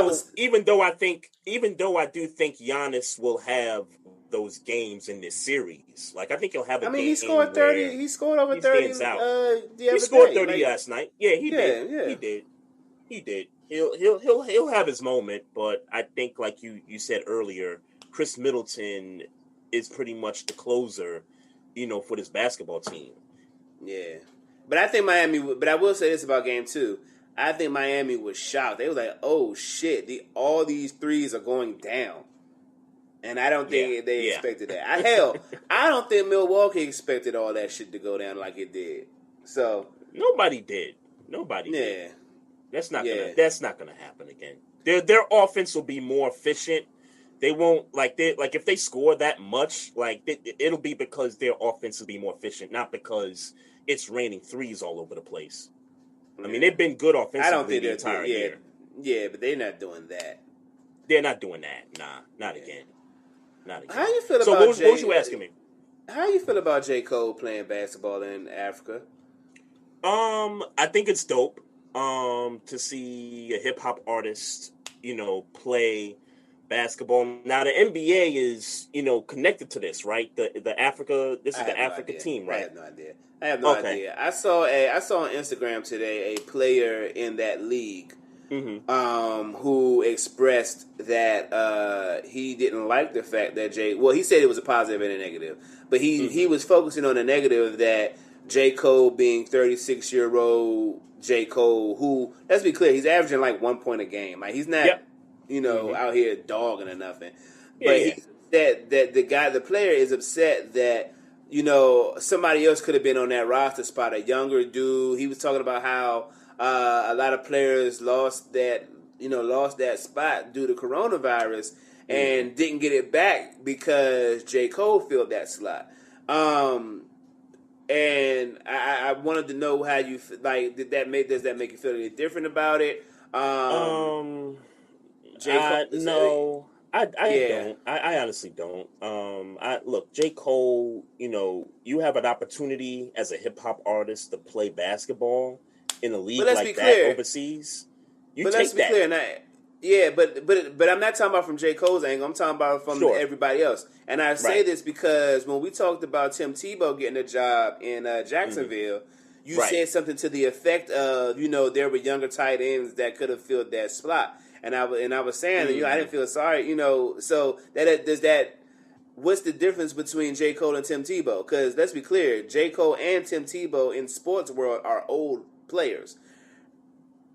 Yeah, I agree with that. They're old. I think the difference is that Tim Tebow knows Urban Meyer. I don't know who J. Cole knows as far as who, whatever relationship. Oh, let's be clear. He knows let's be clear. Yeah, let's be clear on what's going on. Or let me say what I feel like is going on.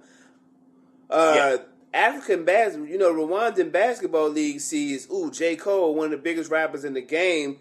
No coincidence, he got the job right before the album came out. Like, this is rollout. They're like, this is rollout central. This is bringing money and awareness to that league. So it's safe. I feel confident in saying they didn't pick up J. Cole because he had some amazing, great workout and he was better than those other younger guys. It was because he was J. Cole and what this could bring with the money that this could bring to the league.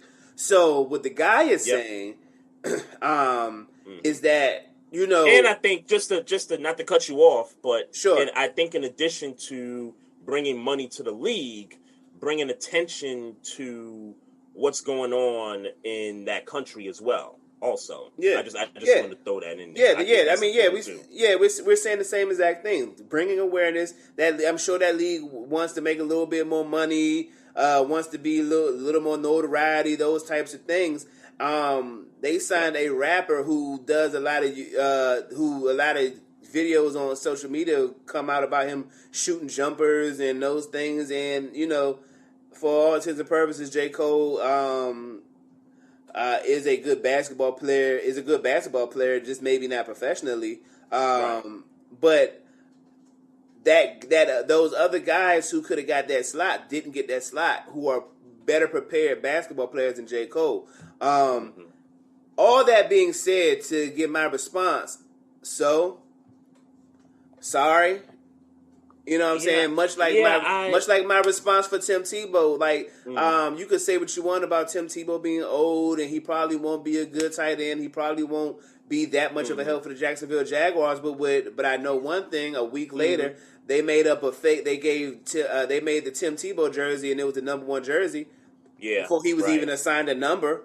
Right. So and here's another difference too. Here's another difference too. I just thought about this. I think that Tebow's, if you want to call it his journey up to this point, or the road he's traveled to get to this point, think about it.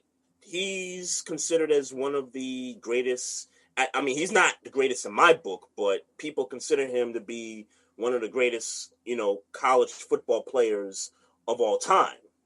That's what nationalists. He is one of the greatest. He is one of the greatest for certain. Yeah, for certain. People I would say top 10. So he gets drafted by Denver. He plays for a year. He had that 1 year where he was making plays in the clutch and things like that. And then he bounces around the league, and then he's ending up on TV. He's talking about college football. And then Urban Meyer, his old buddy, gets a job in the NFL, and he gets to hook up like that. J. Cole is one of the best hip hop rappers out right now. I think the paths leading up to these individuals getting, playing time at their ages, I think their paths are different. I think that's why we kind of, and when I say we, I'm talking about, people, in the media and things like that. I think there's a different reaction for one versus the other because we've seen Tim Tebow and, what he's done, versus what he hasn't done to get up to this point to get back in the NFL. All we know about J. Cole in regards to basketball is that, like you said, he's got Insta posts about shooting he played in J's college. and things like he that. did play in college. Okay, bet. He played in college. St. John's. St. John's. Okay, bet. So I think the journeys are different for both guys leading up to J. Cole playing in Africa, leading up to Tim Tebow, being on the Jacksonville Jaguars. That's one difference I wanted to point out there. Okay, but yeah, and like I said, I don't got a problem. I don't got a problem with J. Cole playing, but that player had. I don't care. I don't care that there are other probably better basketball players or football players in Tim Tebow's perspective. We both know that these teams, Jacksonville Jaguars and the Rwandan team, they're looking to bring awareness and publicity and money to their team. And I'm sorry, Jermaine Cole, who has the number one album in the country right now, right? What you want me to act like? He want to play and he want to play basketball, and we gotta. It's not like we're gonna bring him in and he's gonna go in there and shoot terrible shots. And he did make one jumper, so I guess he did make one jumper, and it looked awkward. I ain't gonna lie, it looked awkward. Yeah. But I'm rooting for J. Cole one way or the other. But I don't care. It's unfortunate. I will say that it is unfortunate that younger player, whoever it could have been, didn't get the slot. But Yep. And let me be clear. I still have sympathy for that player because whoever it was, it's not like it's a specific player. The guy was just saying that there are more qualified basketball players. Let's be clear. Yes. J. Cole is the oldest player on that team. Yeah. Mm-hmm. But so we know why. Yeah, we know why he was there, but he's the oldest player on that team, much like Tim Tebow probably is. He's probably the oldest player on that team. But I mean, when you got press and publicity just more so publicity. When you got notoriety that come with it, we got space on the slot for a novelty player who gets like 3 minutes. He's like averaging. I heard somebody saying that he's averaging a triple single. J. Cole, he's averaging a triple single. I'm still waiting. I'm still waiting for Nike to release the jersey. I'm still gonna get it. Mm-hmm. Yep. So, I got one more thing. So, I hope it's Julio Jones. It is. Okay. All right. So, my thought on Shannon calling Julio live on TV, it's overblown. It's overhyped. That was planned. Anybody that thought any differently, they need a reality check. That Julio Jones knew he was on live TV, because if that's your man's, like if you call Shannon Unc, you call him Unc, that mean you tight with him like that. I happen to believe that they both. I happen to believe that they both, they speak on occasion, right? And I would also imagine that if you speak on occasion, you gonna cuss. You know what I'm saying? Like, the fact that he ain't cuss lets me know, like, okay, Julio Jones knows what's up. Like, he knows he's on live TV. Like, come on, people. Let's be real about this. Now, I agree that he knew he was on live TV, but but I don't think so much that's the case. I do believe it was planned. I do believe that was his rollout to telling the world he don't want to play for Atlanta no more. That's what that and was. that he don't want to play for the Cowboys anymore. or that he don't want to play for never the Cowboys. Period. Well, I think they just happened to throw that in there. I think this was a rollout for him saying he don't want to be an Atlanta Falcon. That's what I think this was. That's what I think this plan was about. The Dallas Cowboy thing. I don't have a really answer for that. I think that was because Skip was there. Maybe that might have been because I'm talking about the fact that he was. Well, you know why? Because you know why that came up, because he was spotted somewhere wearing a Dallas Cowboy hoodie. I didn't know that. Oh, okay. Yeah. That's where that whole conversation started. He was spotted somewhere wearing a Cowboys jersey. So Skip, got on his shit like, oh, he want to be a Cowboy. Whoop whoop whoop. And but all that was planned. Let's be clear. All that was planned. But that was just the rollout. He wanted to put it on national television that he doesn't want to be an Atlanta Falcon no more. That kind of puts the leverage in, the leverage is already in his favor anyway. But I think that's what that was about. He just wanted the world to know that he was unhappy in Atlanta. And we had heard these trade rumors about around draft time and before draft time, maybe even before.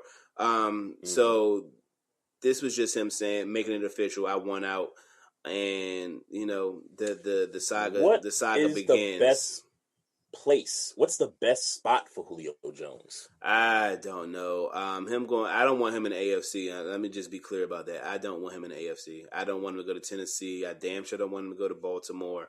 I don't want him to go to the New England Patriots. But that's a high possibility, though, right? Yeah, of course. I mean, AJ Brown is in Julio DM, leaving them messages talking about come play with us. I'll give up the number. You can carry the team if you want. Cam trying to get him over to New England. Sure. I mean, like everybody. My Ravens, the Ravens are trying to get him over. The problem I think they're running into is the cap space, and I'm like, damn all that. Like, Miles Boykin, get that nigga up. Miles Boykin, come on. Miles Boykin and any of them other receivers, they can go. All them dudes can go except for Hollywood and the cat we just drafted. Shit, to get Julio Jones too. Everybody could go. Everybody could go except. I need 3 or 4 receivers at least, Maestro. I can't get rid of the whole game. Because you're not going to get rid of. No, you're not going to get rid of whole game anyway. I mean, we know that we're not going to. I'm just saying that everybody outside of that rookie is expendable for Julio Jones.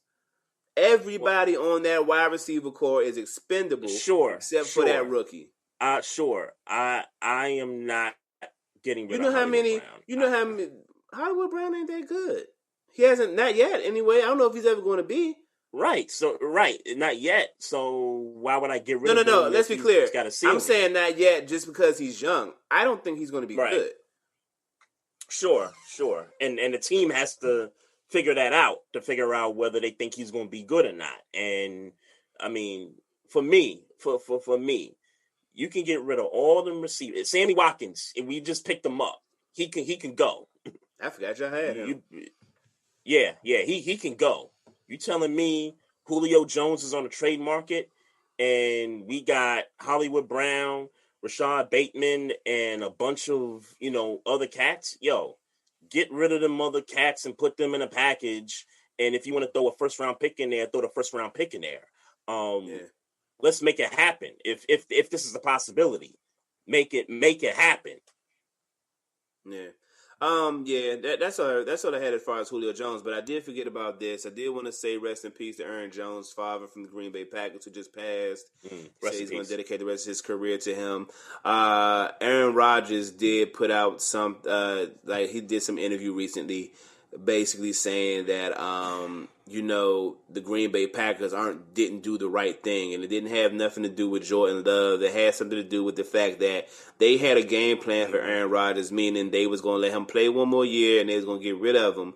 But then when he threw the wrench in the plan by winning MVP, they act like he didn't throw the wrench, and they didn't do something. I don't know exactly what he's saying they didn't do after he won MVP. I don't know if it was more money he wanted or what, but how they treated him after him winning MVP is why he is disgruntled and why he wants out. It seems to be an unsalvageable relationship, and that he should be gone. And all intents and purposes, it seems like he's going to be gone. My question, I guess, is Aaron Rodgers getting the same respect as a Packer great that, say, Bart Starr did, Brett Favre did, Reggie White? These are some of the names that came up. He feels like he's not being respected as a Packer great. Do you agree with that? I can't speak for Bart Starr because that wasn't my time, but I could definitely speak for Brett Favre. I'm not saying as far as to cut you off. Not saying as far as his play on the field, meaning we regard Bart Starr as a legendary Packer, whether we see him play on the field or not. We regard Reggie White a legendary Packer. We regard Brett Favre a legendary Packer. Even though he's played for other teams, he's a legendary Packer. Right. Aaron Rodgers says that he feels that he's not getting that respect, especially after winning the MVP. He should have say in what's going on in the front office. They make these moves like hiring Matt LaFleur and don't consult Aaron Rodgers, and he feels like that's them not respecting him as a Hall of Fame legendary on that quote unquote Mount Rushmore of Packers, and that's his problem, and that's why he wants out. So I'll answer that with a question too, and it goes back to Brett Favre, and it's got nothing. And what I was going to say before really had nothing to do with their play on the field. It was just more so how Brett Favre left Green Bay. If you ask me, Aaron Rodgers gets more, what do you call it? More clout within that organization than Brett got. I mean, they was in a title game against the Giants, and they was like, "Hey, we got to move on."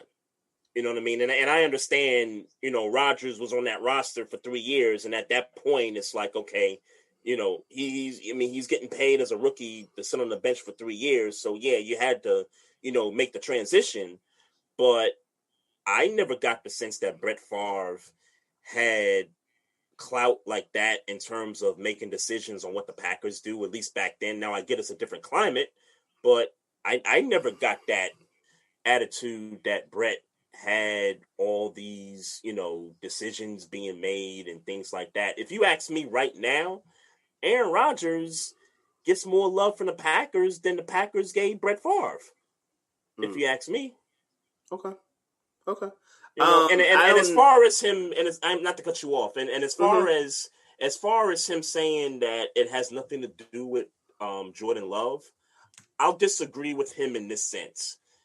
It has to do with Jordan. When you Love. say disagree, you mean you calling Aaron Rodgers a liar? By the way. Sure.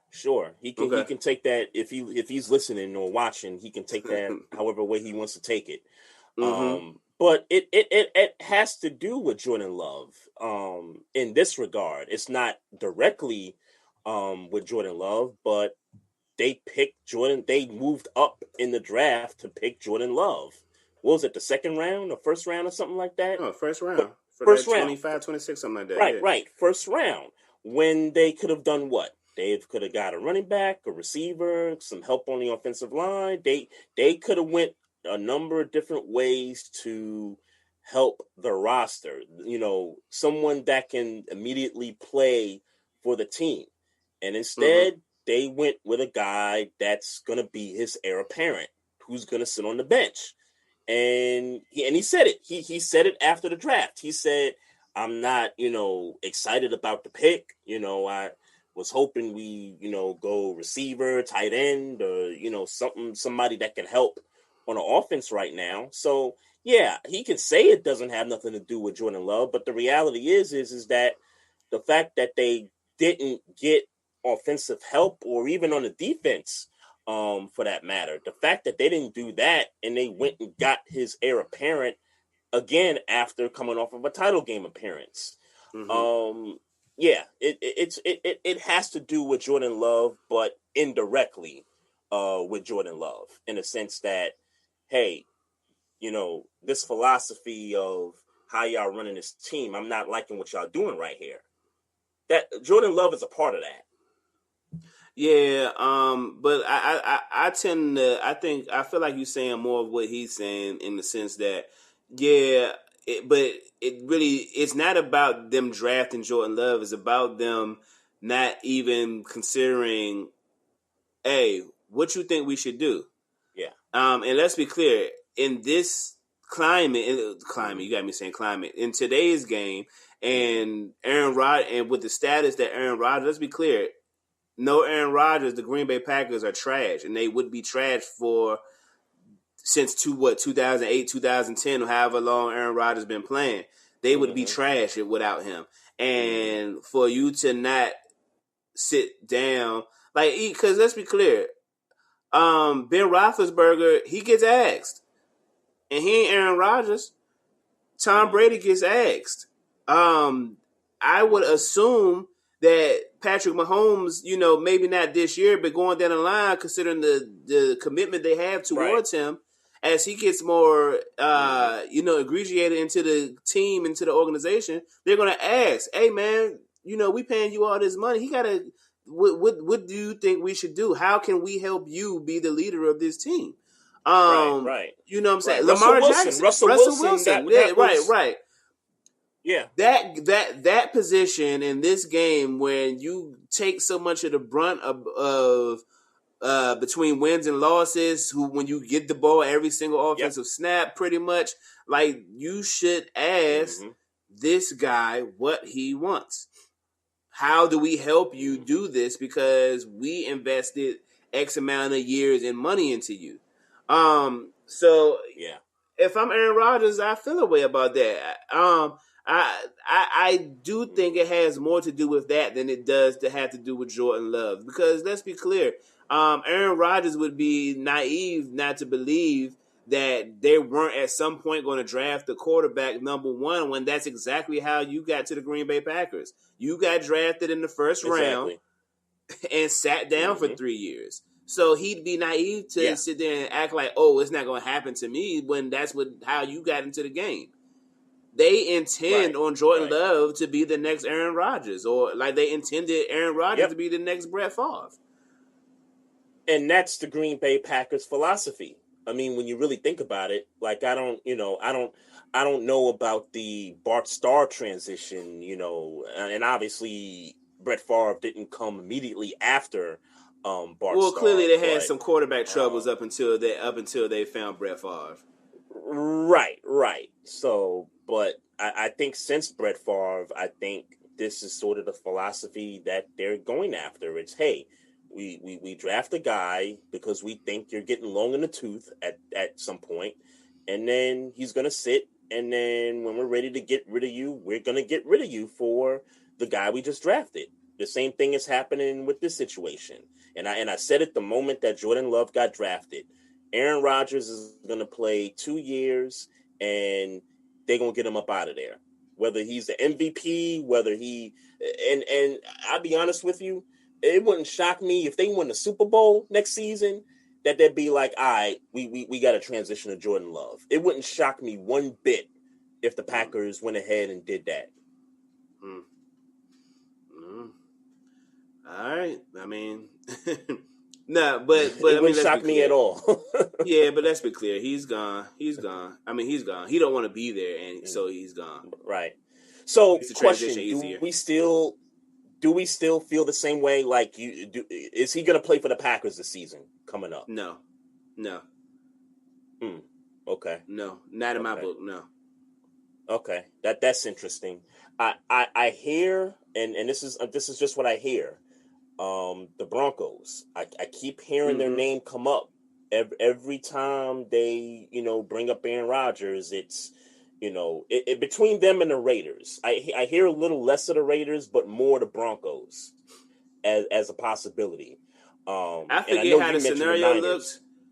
Well, that's just where I think that he should go. But right. But it almost happened because they did Yeah, reached out they to shot Green him an Bay. offer. Yeah. Mm-hmm. Yeah, it almost happened, and I think with the pick they made that clear they're not going for Aaron Rodgers. And I'm sure it's probably on my. I'm sure. I got a biased Pittsburgh Steelers timeline, so I'm sure that this has less. This is not so much valid, but Yep. I keep seeing a three team trade scenario that somehow between Packers, Dolphins, and Steelers that somehow sends Aaron Rodgers to the Dolphins and Tua to the Steelers. Now I don't remember how it worked. I don't remember exactly how it worked. I'll tweet it to you once I see it again. But and Roethlisberger to Green Bay. No, not even Roethlisberger to Green Bay. Let me say this. I don't remember exactly how it panned out. Let me say that. Gotcha. I don't remember exactly how it panned out. But I remember it sending Aaron Rodgers to the Dolphins and it sending Tua to the Steelers. And I don't remember exactly what the Packers got. But yeah, that's the one that keeps showing up on my timeline. But I know I got a Steeler biased timeline. So okay, yeah, that'd be crazy if that were to happen. But I would be happy. I would love to get Tua on the Steelers. Man, I tell you what, this whole Broncos thing with Aaron Rodgers, it's starting to become, more of a reality. Like if he gets his way, if Aaron Rodgers gets his way, like that's probably the one team that could pull the trade off. Even though I thought they kind of made the decision when they went with the cornerback in the draft with the first pick. But I mean, the Broncos, I think they got some assets that they could, the Von Miller contract. They would probably almost have to do that. Like they would almost have no choice but to put Von Miller, in that trade package for Aaron Rodgers, along with draft picks, obviously. Teddy Bridgewater. Teddy Bridgewater. Yep. They would almost have to do that. So, we'll see. It's interesting. I will say this. I think he ends up playing for Green Bay this year. I do think that happens. Because it's almost June, and I get we've kind of seen, quarterbacks, get traded late, in the offseason. I think Steve McNair was traded late to the Ravens, that one offseason. That was like 10, almost 15 years ago, though. That was like 10, it was like, 10? Yeah, 15 years ago, yeah. Yeah, 06. 06, that was 15 years ago when that happened. But I don't know. I think at this stage of the game, I think the Packers are just going to be like, okay, what do you want? Let's just get this over with so we can get the season rolling. Well, in that case, they might get Julio Jones. There you go. That's a possibility right there. That might keep him to stay. That might win him to stay, right? Maybe him and Devontae Adams on the same team. Man, they better get to the Super Bowl. Yeah. Because they don't got a bad defense. They don't got a bad defense, and they got a decent running game. They better go to the Super Bowl. They I don't care, Tom Brady, Russell Wilson. I don't care. Y'all better get to the Super Bowl if you got those two guys on your offense. Yep. Packers and Chiefs Super Bowl, you said they've been wanting for so long. They've been wanting Mahomes versus Rodgers. Like, come on, make it happen. But I think it's so funny. It's funny you mentioned that because I looked at the schedule that came out, a few weeks ago, and I mean they do got the Broncos in some like a couple of high profile games or whatever. I think the league does these things with the schedule to kind of let you know, hey, they're onto something. Like this trade could possibly happen. Like this big star name could possibly go here. And they must have an inkling that the Broncos are like seriously in talks of trying to put a trade together for Aaron Rodgers. Now, if he gets traded there, then you're getting Mahomes and Rodgers twice a season. Yeah. So, and the league would love that. Yeah, but that wouldn't last long. That wouldn't last more than 2 years. No, it won't last long. Yeah. Right. It wouldn't last. I mean, when they were supposed to play each other a couple years ago, we kind of said, okay, this has to happen real quick because Rodgers is not going to be around, for so long. So yeah, it would be the same situation here.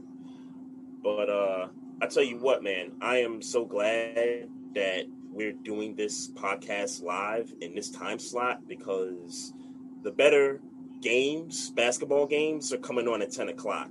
Don't worry, I'm still gonna be asleep. This one that's on right now, bruh. Like, the Celtics are trying to hang in there, but bruh, they was down. They was down by like 30, like going into the second half. They was down. They was down by like 30, bruh. It's 82 to 109. Like this is just a slaughter, bruh. Yeah. KD and the next one get some rest. I'm glad I didn't change my set design trying to watch the game then. Yeah, be happy for that because this is bad. It's bad. I want to shout out everybody in the chat tonight, Facebook Live. Make sure y'all continue to follow the page. Click the like button on the Facebook page. Also, you can follow us on Instagram at Barbershop Sports Talk Podcast. Also on Twitter at Barbershop SPOR2. You could also subscribe to our YouTube channel. And if you got questions or comments about the show, you can email us at barbershopsportstalk1@gmail.com. So if you got nothing else, Maestro, then I'm going to sign off, and we're going to look forward to these games going into the week. And, when we get back on here next week, man, we're going to talk about the Nets getting rest. and maybe possibly somebody else getting rest or, getting swept out. Who knows? Yeah. No doubt. All right, bro. All right, fam. Y'all be safe out there. Y'all enjoy these games, and we'll be back next week. Peace. Love.